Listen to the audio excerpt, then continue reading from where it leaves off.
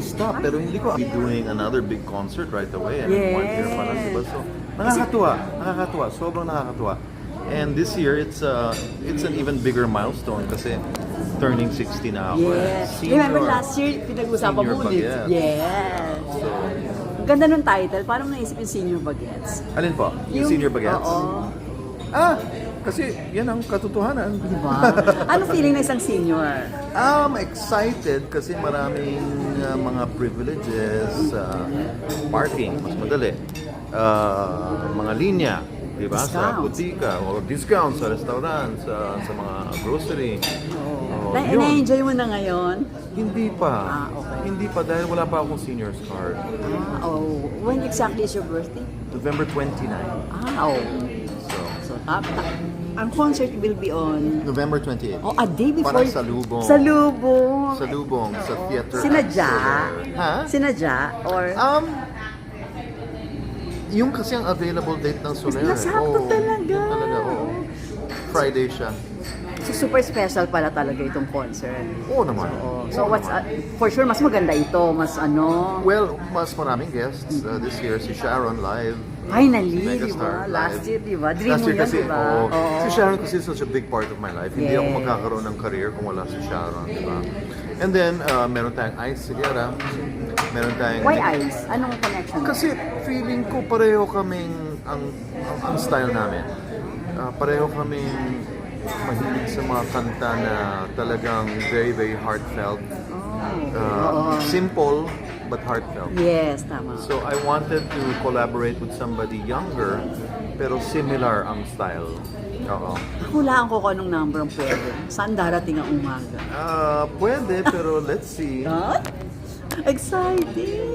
And Miss Mitch Valdez. Mitch Valdez is there because I need somebody to teach me ano yung mga hack na pwede kong gawin bilang isang bagong senior bagets. Dahil Wow! maraming kailangan matutunan, di ba? Kasi iba eh. Ano bang nilulook Siya forward? magtuturo sa akin, ha? Ano mga nilulook forward mo na matutunan na sa Ayun nga, senior? yung discount, di ba? Aside from that, yung Yung mga emotions. perks. Perks lang talaga. I mean, yung sa body mo as a senior, di ba? May mga changes daw yan, di ba? May mga yung sa biological ano natin. Oo. Once we reach a may certain changes. age, di ba? So you have to be careful, Yes. di ba? Hindi ka na Na-feel mo na ba kumain. yan? Oo naman. Na-feel ko na yan, 50 pa lang, na-feel ko na yan. So kailangan talaga mag-ingat sa pagkain. Kailangan kahit ayaw mo, gumalaw ka, maglakad ka, mag-exercise ka. Dahil yun talaga ang pampatagal ng buhay. Yung movement. Kailangan we're moving. Hindi maganda yung palagi kang nakahiga, palagi kang nakaupo. Meron bang fear about getting sa age na 60? Meron ka bang mga fears? Wala. I'm so excited. Sa totoo lang. Talaga? Oo. Because feeling ko, wala naman pagbabago. Yung nagbabago lang yung numero. Yun lang. Looking back sa buhay mo, meron bang worst experience na nangyari na hindi mo malilimutan? Yung parang traumatic sa'yo or something. Madami din naman. I think lahat naman tayo may ganun. So, but how did you turn it na maging isang magandang experience in your life? Well, the pandemic was traumatic for me. Yeah. Di ba? I mean, traumatic yan sa lahat. Everybody. But I turned it into a book. Part also of my birthday celebration is meron akong bagong single, sinulat ni Odette Quesada. Meron akong libro. Ang title nito ay Dance with the Wind. Ito po ay lahat ng mga sinulat kong essay tsaka short stories During the pandemic? during the pandemic.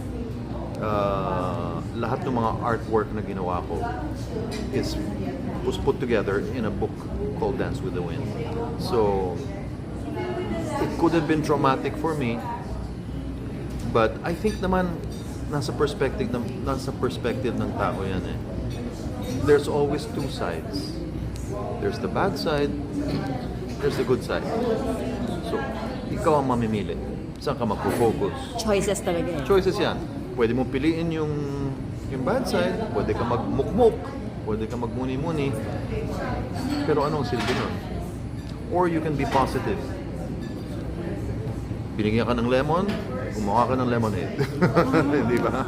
Oo. Ganda naman ang bracelet mo? Na-distract tuloy ako. Si Raymond, yun nga, di ba? One good thing about you, yun nga, yung during pandemic, he was able to evolve as an art, what do you call that? Yung ginagawa niyo po sa Japanese called art? Kintsugi. Kintsugi. Oo. Na-discover niyo po yan? Ano? Oo, talagang Matagal ko inaral nang niyo. Okay. matagal ko nang alam ang kintsugi. Pero wala akong oras para matutunan siya o pag-aralan siya. Eh nung pandemic, lahat tayo, di ba? Binigyan ng napakaraming Oras. di ba?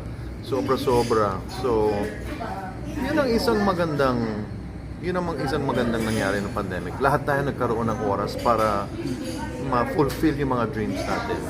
Di ba? And yun sa inyo yun. Oo. Matagal nyo ng dream. May naging plantita, Yes. may naging mga chef, Yes. mga bakers. Lahat ng mga kaibigan ko nag-host na ng online talk show, di ba? So May naging painter, may naging poet, may naging writer.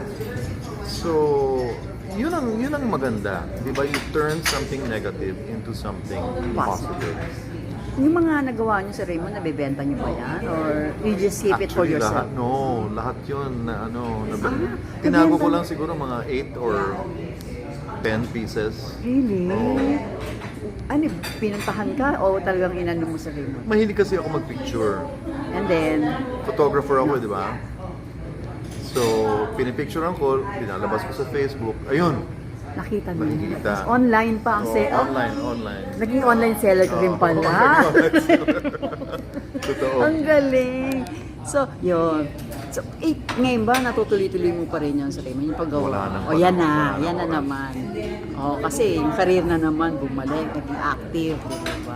So, magiging part din po ba yan ng concert? Yes. Pwede ba i-reveal konti? Ha? Yung na ginawa mo ng pandemic, yung kintsugi? Isang parte lang yon. Okay. Isang parte lang yun. Gumawa rin ako ng furniture, gumawa rin ako ng sculpture, gumawa rin ako ng functional art. Lahat yun nasa libro. So, kaya nyo naisip yung libro because of that? Because it's my 60th year, so we wanted to make it special. Meron akong bagong single, meron akong libro, my first book, tapos concert, November 20. How does it feel at your age, ba? Magagawa mo pa to?